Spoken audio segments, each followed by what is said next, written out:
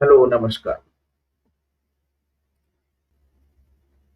America మరియు Israel సంయుక్తంగా ఇరాన్‌పై చేసినటువంటి దాడి ఇప్పటికీ ఇంకా దాని యొక్క పూర్తి విరామం గాని, వాళ్ళు ఆశించినటువంటి ఫలితం గాని ఇంకా పొందలేదు, రాలేదు అనే చెప్పాలి. పైగా ఇజ్రాయిల్ మరియు అమెరికా భావించినట్టుగా ఇరాన్‌లో ఉన్నటువంటి భరణాధికారులు గాని, ఆ భరణ కూటమి గాని వాళ్ళపైకి అక్కడ ఉన్నటువంటి ప్రజల యొక్క ప్రతిషేధం ఉద్ధృతమవుతుందని, మార్పిడి జరుగుతుందని వాళ్ళు ఊహించారు. కానీ అది సాధించలేకపోయారు అనేదే చెప్పాలి. దానికి కారణాలు మన దేశంలో ఇరాన్ ప్రజలు ఉద్దేశ్యం వాళ్ళు అనుకోకుండా ఇరాన్‌లో భరణ మార్పిడి అన్నది జరగదు. కానీ ప్రపంచంలో అత్యంత మతపరమైనటువంటి వర్గం ఎవరైనా ఉన్నారు అంటే అది షియా ముస్లింలు, అది ఇరాన్‌లో ఉన్నటువంటి వాళ్ళే అని చెప్పాలి. ఒక విధంగా చెప్పాలంటే మతంతో పిచ్చిలోకి మతం యొక్క పిచ్చి ముదిరిపోయి పరాకాష్ఠకు చేరినటువంటి వర్గం ఒకటి ప్రపంచంలో ఎక్కడైనా ఉంది అంటే ఇది షియా ముస్లింలే అని చెప్పాలి. ఆయాతుల్లా ఖుమేని క్రూరుడై ఉండవచ్చు, మత పిచ్చితో మొత్తం ఆ దేశాన్ని సర్వనాశనం చేసి ఉండవచ్చు. ప్రపంచవ్యాప్తంగా ఉన్నటువంటి షియా ముస్లింలకు మాత్రం ఆయన ఒక దేవుడితో సమానం. ఇరాన్ ప్రజలు ఇరాన్ ప్రజల యొక్క ఆర్థిక సామాజిక పరిస్థితి దయానీయంగా ఉంది. ధరలు విపరీతంగా పెరిగిపోవడం, ప్రభుత్వం యొక్క అణిచివేత కారణంగా ప్రజల జీవితం దుర్భరంగా మారింది. వారికి ఫిర్యాదులున్నాయి, నిరసనలున్నాయి. కానీ ఆయతుల్లా ఖుమేనీని ఇజ్రాయిల్ మరియు అమెరికా కలిసి నిర్మూలించిందనే ఒకే ఒక కారణంతో ఇరాన్ ప్రజలు ఏకమైపోయారు. విదేశాల్లో నివసిస్తూ విదేశాల్లో నివసిస్తున్నటువంటి ఇరానియన్లు ఆనందోత్సవాలు జరుపుకుంటున్నప్పటికీ వాళ్ళ సంఖ్య చాలా చిన్నది. ఇరాన్ ప్రజల ఆర్థిక సామాజిక పరిస్థితి దయానీయంగా ఉందని ప్రపంచంలో అందరికీ తెలుసు. ధరలు విపరీతంగా పెరిగిపోయాయి. ప్రభుత్వ అణచివేత కారణంగా ప్రజల జీవితం దుర్భరంగా మారింది. అయినా సరే ఈ మత పిచ్చి నుంచి వాళ్ళు బయటికి పడలేరు అన్నదానికి ఉదాహరణలు ఈ పాకిస్తాన్ అన్న ఒక దేశం, మరి ఇరాన్ అన్న మరో దేశం. ఈ రెండు దేశాల్లో కూడా అక్కడున్నటువంటి ఈ మత పిచ్చోళ్ళు, ఈ ఇస్లామిక పిచ్చోళ్ళు ఎవరైతే ఉన్నారో ఇస్లాం మొత్తం తలకెక్కి వాళ్ళ జీవితాలు ఎంత దుర్భరమైనప్పటికీ, ఎంత దరిద్రమైనటువంటి పరిస్థితుల్లో వాళ్ళు బ్రతుకుతున్నప్పటికీ, వాళ్లకు తినడానికి ఆహారం, తాగడానికి నీళ్లు లేకపోయినా, స్నానం చేయడానికి నీళ్లు లేకపోయినా, మురికి కూపాల్లో నివసిస్తున్నప్పటికీ వాళ్ళు ఆ మత పిచ్చి నుంచి, ఆ మత మౌఢ్యం నుంచి వాళ్ళు బయట పడలేరు, రావడానికి కాంక్షించరు కూడా. అందుకే ఆ ఇరాన్ అన్న దేశంలో ఈ భరణ మార్పిడి జరగడం అన్నది చాలా కష్టమైనటువంటి ఒక విషయంగా ఎందుకు మారిందంటే, అక్కడ కూడా ఇరాన్లో కూడా ఇప్పుడు అక్కడ ఉన్నటువంటి వాళ్ళు ఖుమేనీని హంతకుడిగా, ఖుమేనీని అత్యంత క్రూరుడిగా పరిగణించే వాళ్ళ సంఖ్య తక్కువ. మత పిచ్చితో మొత్తం తమ జీవితాన్ని చంపడం, చావడం కోసం సిద్ధపడే వాళ్ళ సంఖ్య ఎక్కువ. కాబట్టి అక్కడ భరణ మార్పిడి అన్నది అంతగా సాధ్యపడినటువంటి విషయంగానే కనిపిస్తూ ఉంటుంది. ఈ రెండు దేశాల్లో కూడా పాకిస్తాన్ మరియు ఇరాన్లో ఎవరైతే ఈ ఇస్లామిక మత ప్రచారకులు ఉన్నారో లేదా మతాధినేతలు ఉన్నారో వాళ్ళ పబ్బం గడుపుకోవడానికి వాళ్లను ఎన్ని దుర్భరమైనటువంటి పరిస్థితుల్లో బ్రతకవలసి వచ్చినా, ఎంత దరిద్రం వాళ్ళ తలలపై తాండవం చేస్తూ ఉన్నప్పటికీ వాళ్లకు ఆ మత పిచ్చి రోజు నూరిపోస్తూనే ఉంటారు. అందులో నుంచి వాళ్ళను బయట పడనివ్వరు. ఆ మూర్ఖులు కూడా అందులో నుంచి రావడానికి సిద్ధపడరు. వాళ్ళు రావడానికి సిద్ధపడంటే మత పిచ్చితో అంత దరిద్రం అనుభవిస్తున్నప్పటికీ, దరిద్రం అన్నది విలయతాండం చేస్తున్నప్పటికీ మతం మాత్రం వదిలే ప్రసక్తి లేదు, దా పిచ్చి నుంచి బయటికి వచ్చే ప్రసక్తి లేదు అని భావించే వాళ్ళ సంఖ్య ఎక్కువగా ఉంటుంది. కాబట్టి ఈ రెండు దేశాలు కూడా దరిద్రంలో మునిగిపోయి ఉన్నాయి. అదే మీరు ఒకవేళ ఇప్పుడు ఈ మిడిల్ ఈస్ట్ లో ఉన్నటువంటి దేశాలను చూసినట్లయితే సౌదీ అరబ్ కానీ, యుఏఈ కానీ, ఖతర్ కానీ ఇలాంటి ఈ దేశాల్లో ఉన్నటువంటి వాళ్ళు సంపన్నులుగా మారిపోయారు. ఎందుకు అంటే ప్రకృతి సహజమైనటువంటి వాళ్లకు ఉన్నటువంటి వనరులు, ముఖ్యంగా వనరులు అని చెప్పడానికి కూడా లేదు, వాళ్లకు ఉన్నటువంటి చమురు, ఆ చమురు నిల్వల వల్ల వాళ్ళు సంపన్నులయ్యారు. పైగా జనసంఖ్య వీళ్ళకంటే తక్కువ కాబట్టి వాళ్ళు తమ జీవితాలను చాలా ఆకాశ సౌధాల్లో జీవించడం నేర్చుకున్నారు. జీవితం అన్నది సకల సౌకర్యాలతో విరజిల్లే సౌధాల్లో నివసించడం వాళ్ళు అలవాటు చేసుకున్నారు. ఆడంబరమైనటువంటి వాహనాల్లో నివసించడం వాళ్ళు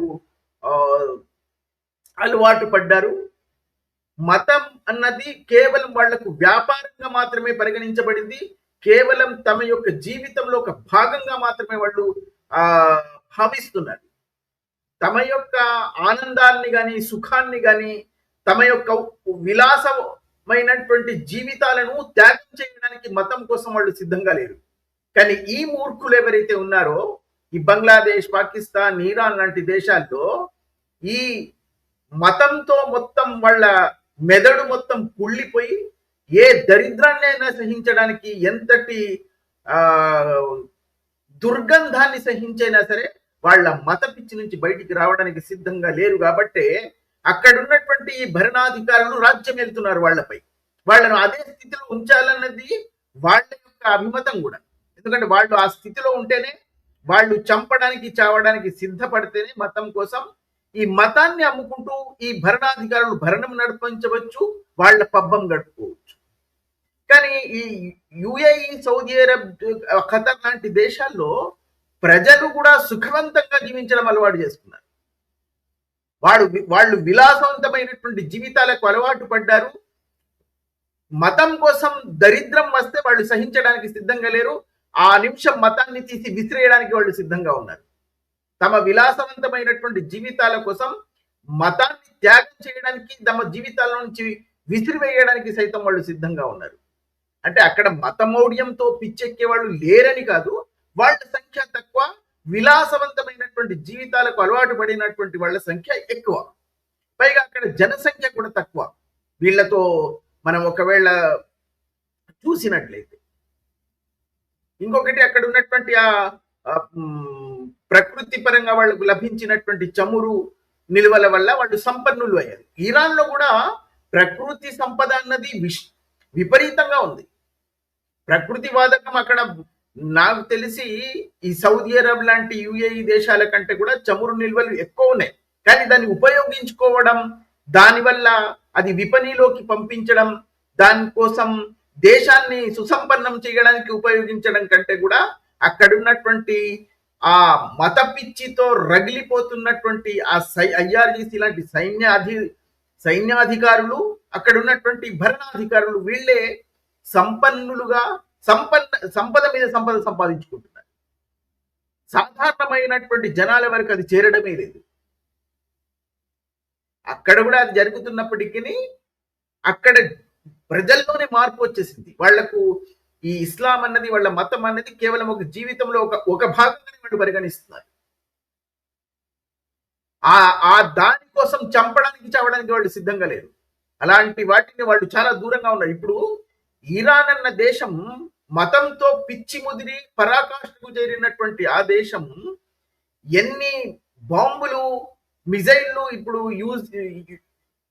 ఇది సౌదీ అరబ్ మీద, యుఏఈ మీద, ఇరాక్, ఖతర్ మీద పెంపుతున్నప్పటికీ వాళ్ళు తిరిగి అదే యుద్ధాన్ని కొనసాగడానికి వాళ్ళు ఇష్టపడడం లేదు. ఎందుకంటే యుద్ధం ఒకవేళ కొనసాగితే దానికి వీళ్ళు కూడా తిరగబడి ఆ ఆయుధాలతో ఇరాన్ పైకి దాడులు చేయడం ప్రారంభిస్తే యుద్ధం ఇంకా చాలా కాలానికి కొనసాగుతుంది. దానివల్ల వాళ్లకు నష్టం సంభవించవచ్చు, వాళ్ళ విలాసవంతమైనటువంటి జీవితాలకు భంగం వాటిల్లవచ్చు. అందుకోసం యుద్ధాన్ని ఏదో విధంగా వాళ్ళు కొనసాగడానికి ఇష్టపడరు. కానీ వీళ్ళు కాదు, మత పిచ్చితో రగిలిపోతున్నటువంటి ఇరానియన్ ప్రజలు గాని, భరణ కూటమి గాని, ఆ భరణ సిరా కేంద్రంలో ఉన్నటువంటి నాయకులు గాని మత పిచ్చితో రగిలిపోతూ తమ దగ్గర ఉన్నటువంటి మిసైల్ శేఖరం మొత్తం అయిపోయినా కూడా వాళ్ళు యుద్ధానికి సిద్ధపడ్డారు. ఎంతకాలంగా వాళ్ళ యొక్క ఆయుధాలు వాళ్ళ దగ్గర ఉంటాయి. అమెరికాకు ఇజ్రాయెల్కు అది తెలుసు కూడా. ఇంకొకటి, ఇప్పుడు బహుశా అమెరికా మరియు ఇజ్రాయెల్ యొక్క ఉద్దేశం కూడా ఈ ఒకవేళ వాళ్ళు ఆ భరణాధికారులు భరణ మార్పిడి జరగకపోతే వాళ్ళ మానాన వాళ్ళని వదిలేసి వీళ్ళు వెనక్కి తిరిగి వచ్చి, ఇప్పుడు ఇంకొకటి, వాళ్ళు అనుకున్నటువంటి సాధించేశారు, వాళ్లకు అవమానం కూడా జరగదు. ఒకవేళ ఇప్పుడు యుద్ధాన్ని అలాగే ఆపేసి ఇజ్రాయిల్ అమెరికా వెనక్కి వచ్చేసినా కూడా వాళ్ళ మానాన వాళ్ళను ఆ దరిద్రంలోను వదిలేసి వచ్చేసినా కూడా వాళ్ళకి అవమానంగా వాళ్ళు భావించడానికి లేదు. ఎందుకంటే వాళ్ళు తలుచుకున్నది, వాళ్ళు ఉద్దేశించింది, ఉన్నత నేతను వాళ్ళు వధించేశారు, ఆ కుటుంబ సభ్యులను వధించేశారు, ఆ మొత్తం వాళ్ళ దగ్గర ఉన్నటువంటి సైనిక బలాన్ని కూడా వాళ్ళు నశింపజేయడానికి సిద్ధపడ్డారు. అది చేస్తూ ఉన్నారు. ఇంకా చాలా శక్తివంతమైనటువంటి బాంబులతో దాడులు చేస్తున్నారు. పైగా సముద్రంలో వాళ్ళ యొక్క నావికా దళాన్ని కూడా, వాళ్ళ దగ్గర ఉన్నటువంటి నావికా దళంపై కూడా విపరీతంగా దాడులు చేస్తున్నారు. ఆ షిప్లను మొత్తం ముంచేస్తున్నారు. వాళ్ళ యొక్క ఆయుధ బలాన్ని మొత్తం తగ్గించి వేసి వాళ్ళ కొరలు పీకేసి వదిలేద్దామన్న భావనలో ఉన్నారు. కాబట్టి ఈ రెండు దేశాల్లో ఉన్నటువంటి మత పిచ్చోళ్ళు ఎంతకాలం వరకు ఈ మత పిచ్చితో ఇలా ప్రవర్తిస్తూ ఉంటారో, దరిద్రాన్నైనా సహిస్తాం, మురికి కూపాల్లో బ్రతకడానికైనా సిద్ధపడతాం, కానీ మతాన్ని వదిలే ప్రసక్తి లేదు, దానికోసం చేస్తాం, చంపుతామన్న సిద్ధాంతంతో బ్రతుకుతున్నంత కాలం ఎవ్వరూ వాళ్ళ జీవితాలను మార్చలేరు. మార్చడానికి వచ్చినటువంటి వాళ్లే పిచ్చి వాళ్ళు అవుతారు అనేది వాస్తవం. ఇది ప్రపంచం అర్థం చేసుకోవాల్సినటువంటి అవసరం ఉంది.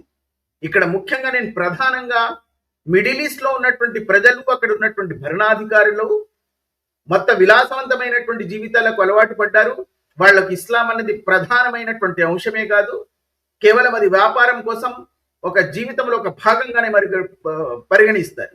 దాంతో లాభం పొందడానికి వాళ్ళు ఆశిస్తారే తప్ప దానికోసం తమ జీవితాలను బలి చేయడానికి వాళ్ళు ఏ నిమిషమో కాంక్షించరు. కానీ ఈ మత పిచ్చోళ్ళు అలా కాదు. జీవితాన్ని కాదు, మొత్తం దేశాన్ని పరంగా పెట్టైనా సరే దానికోసం పోరాడతాం, దానికోసం చేస్తాం, దానికోసం జీవిస్తామంటారు. అందుకే ఇలా చేస్తున్నారు వీళ్ళు. వాళ్ళు విలాసవంతమైనటువంటి జీవితాల్లో ఆకాశ హార్మ్యాల్లో బ్రతుకుతూ విలాసవంతమైనటువంటి వాహనాల్లో తిరుగుతున్నారు. వీళ్ళు మురికి కూపాల్లో బ్రతుకుతున్నారు మత పిచ్చితో. అయినా కూడా వీళ్ళకు నేర్చుకోరు. వీళ్ళ భరణాధికారులు కానీ ఆ సైన్యం కానీ వీళ్ళను నేర్చుకోవడానికి అవకాశం కూడా కల్పించదు. వాళ్ళని అలాగే ఉంచాలనేది వాళ్ళ ఉద్దేశం. ప్రపంచంలో బహుశా ఏ మతస్థుడు కూడా ఇంత పిచ్చితో రగిలిపోతూ మొత్తం దరిద్రాన్ని మురికి కూపాల్లో బ్రతుకుతూ సరే ఈ మతం కోసం ప్రాణాల తీయడానికి, అర్పించడానికి సిద్ధపడే వర్గం ఇదొక్కటే ఉండి ఉంటుంది, వేరే ఎవ్వరు ఉండి ఉండరు.